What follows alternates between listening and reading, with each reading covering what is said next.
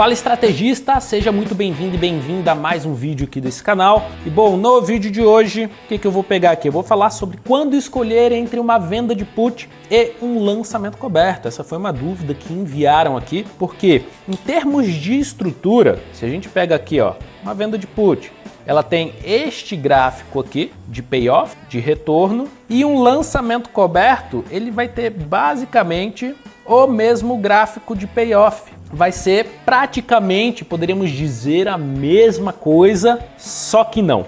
Tem alguns pontos importantes quando a gente vai fazer a escolha entre um lançamento coberto e uma venda de put e algumas possibilidades, o que eu olho principalmente ao escolher entre uma estratégia ou outra. Então fica com a gente vai falar justamente sobre isso daí, essas duas possibilidades e como que eu veria a forma de trabalhar com cada uma delas. Antes de mais nada, já deixa o joinha aí no vídeo, se inscreve no canal se você não estiver inscrito e vamos nessa. Bom, então a pergunta é clássica, né? Pô, quando é que eu faço a venda de put? Quando é que eu faço o lançamento coberto? Essa pergunta aí que enviam constantemente. Primeiro, a gente tem uma primeira possibilidade, que é começar a estratégia pela venda de put. Então você vai lá, faz a venda de put. Léo, não sei o que é put, não sei o que é call, baixa o nosso e-book, que está aqui o link na descrição. E tem o e-book número 2 também com as duas principais estratégias de renda, que é a venda de put e o lançamento coberto. Então faz o download para você ver direitinho, tá? Mas a venda de put, basicamente, eu vendo uma opção de venda. Eu aqui recebi 45 centavos ou 45 reais por lote mínimo, em troca da obrigação de ter que comprar a ação se o mercado cair. Então, se o mercado cai aqui em 7 dias abaixo dos 39,51, sou obrigado a comprar a ação. Então, na possibilidade número 1, o que acontece? Vamos supor que o mercado caiu pra caramba, não consegui fazer nenhum manejo das posições, rolagem, inclusive se você quiser saber de rolagem, fiz um vídeo recente aqui no canal também falando sobre como manejar uma venda de put, tá bem legal, depois confere lá. Tá? Mas vamos dizer que o mercado caiu, você não conseguiu manejar, enfim, teve que comprar a ação a 39,51. Vou ajustar o preço aqui. Então a primeira possibilidade, né, é justamente essa. Depois que você fez a aquisição da ação, aí você começa a fazer a venda de call.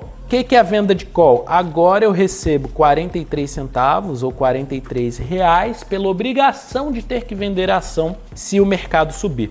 Essa é uma estratégia também conhecida como Will Strategy. Então, o Strategy é uma estratégia clássica onde você começa com a venda de put, vai fazendo a rolagem, tem um vídeo também aqui no canal, tá? Mas você vai fazendo a rolagem, se tiver que fazer a aquisição, a compra da ação, você migra de estratégia ali para um lançamento coberto até ter que vender a ação novamente e depois volta para a estratégia de lançamento sintético. Então você migra para a estratégia de lançamento coberto. Agora, qual que é o ponto? Eu falei até dos dois principais erros também no vídeo imediatamente anterior a esse aqui no canal, da estratégia de venda de put. E o que eu gosto de olhar bastante. Primeiro, quando eu vou fazer uma venda de put, são alguns aspectos que eu olho para a ação, porque o meu risco eventualmente está aqui em ter que comprar o ativo. Pô, vendi uma put aqui nos 39,01, se o mercado cair abaixo dos 39,01, tem que comprar essa ação. Então meu risco é delegado para a ação. Tá todo em cima dessa ação. Então o que eu tenho que olhar? Pode ser que eu tenha que colocar o ativo na carteira, então eu tenho que olhar alguns pontos para ele. Eu tenho que olhar, primeiro,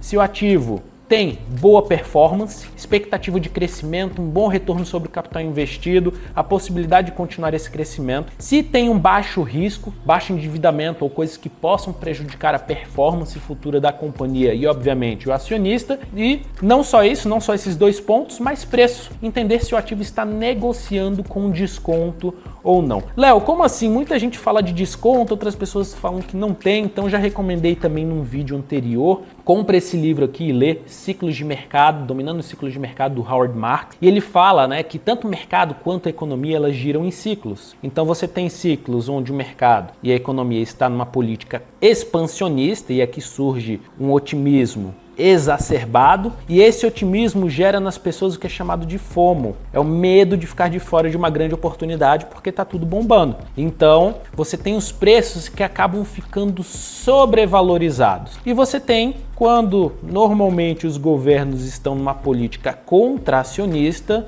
você tem uma situação de pessimismo. Então isso daqui causa aversão às pessoas a estarem investindo. Elas querem ir para lugares mais seguros porque a incerteza é muito grande. E no médio e longo prazo, um ciclo dura em média 5, 7 anos. Então ele fica entre esse otimismo, pessimismo, e você tem um valor médio aqui. Esse valor médio pode ser visto como através dos indicadores de valuation de uma companhia, o preço por lucro ou o preço por valor patrimonial por ação, e você tem diversos outros indicadores também, tá? Os principais são esses aqui. Então, ele até fala nesse livro, né, que as pessoas costumam ser agressivas no otimismo e conservadoras no pessimismo, quando deveria ser ao contrário. Quando você é agressivo no pessimismo e conservador no otimismo, você aumenta o seu retorno de médio e longo prazo e diminui o seu risco. Agora, qual que é o grande ponto aqui? É você entender qual é o potencial de upside da companhia.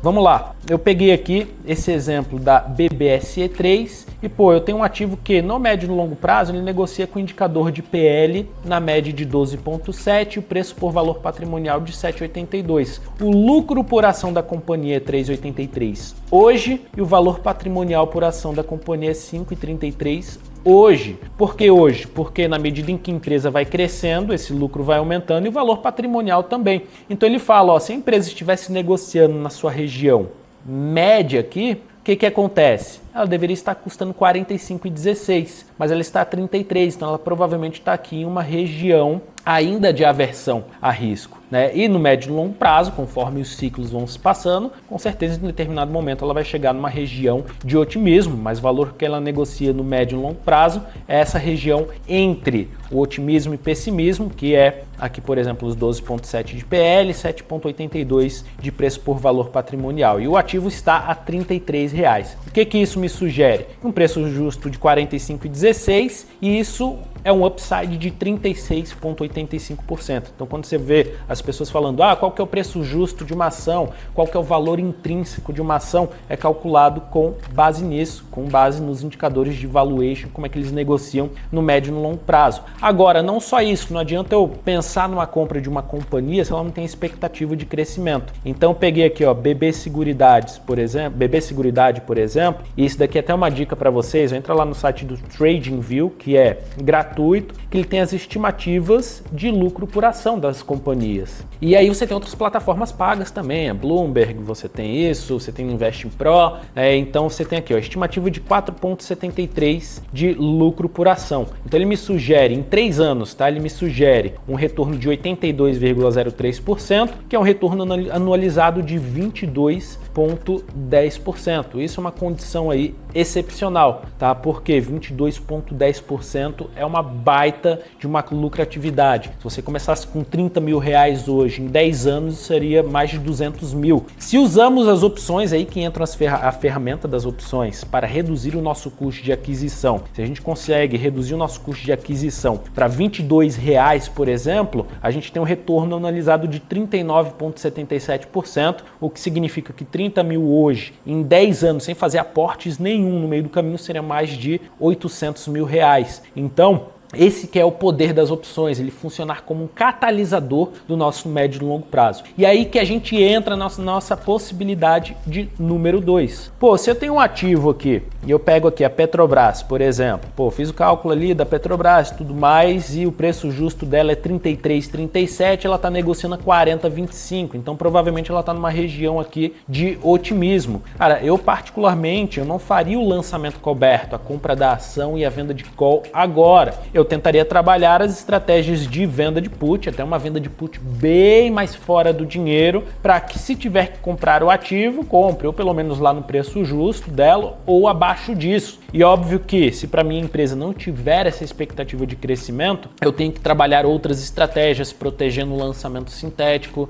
e tudo mais. Bom, se eu tenho aqui a BB Seguridade, por exemplo, e caramba, eu tenho um potencial grande de upside ali na companhia. E às vezes eu faço a venda de put, o que acontece? O mercado não cai, ela começa a subir a partir desse momento. E aí eu acabo sem ficar com a ação perdendo esse upside, que é um custo de oportunidade que eu tenho. Então, o custo de oportunidade também é um risco, e as pessoas, quando fazem um lançamento sintético, fazem diversas empresas. As empresas ruins que elas fazem acabam ficando na carteira delas, e as empresas boas vão embora, ela teria tido uma rentabilidade muito melhor. Então, aqui nesse caso, pode ser até mais vantajoso você fazer o quê? Pô, vou já comprar a ação nesse preço aqui, R$ 33,20, e vou partir para o lançamento coberto para reduzir o cost base, o custo de aquisição da ação. Por quê? Ah, Léo, mas se o mercado subir acima dos R$ 33,89, eu não vou ter que vender a ação? Sim, você pode trabalhar com outras estratégias. Você pode fazer um lançamento coberto protegido, comprando uma call aqui imediatamente acima. Você pode fazer a compra de uma call mais longa para proteger contra a movimentação de alta, mantendo o seu delta sempre acima de 1. Ou você pode simplesmente, o mercado subiu, veio nessa região aqui dos R$ 33,89, encerrar o seu lançamento coberto com prejuízo. Por quê?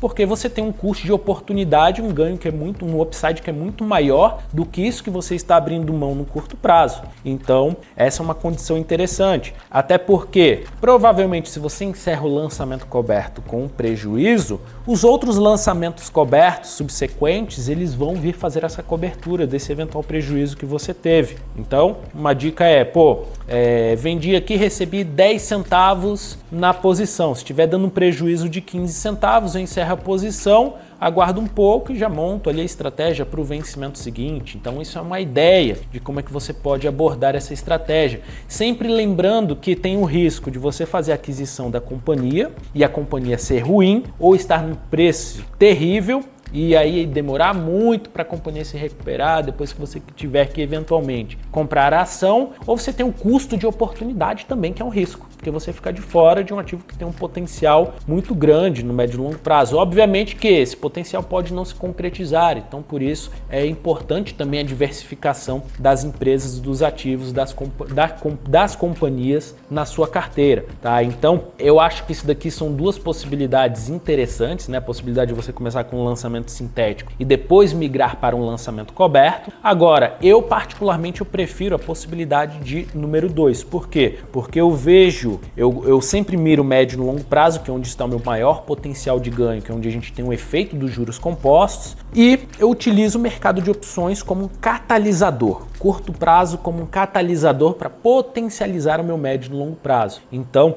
a possibilidade número 2 para mim é muito mais interessante. Então, principalmente se o ativo está sendo negociado com muito desconto, tem um prêmio de risco ali, um custo de oportunidade muito alto de ficar de fora daquela companhia. Agora coloca aqui nos comentários o que você achou, se você já tinha olhado aí por essa ótica, essa perspectiva da utilização das opções nos seus investimentos, né? A utilização de opções de fato como uma ferramenta para potencializar os seus ganhos. Coloquem as dúvidas aqui que também estarei respondendo vocês, e coloque sugestões de vídeos, porque sempre pegamos essas sugestões, essas dúvidas e criamos conteúdos em cima disso, tá? No mais, deixe seu joinha aí no vídeo que ajuda bastante a gente aqui no canal. Se ainda não estiver inscrito, já clica aqui, se inscreve e até o próximo vídeo.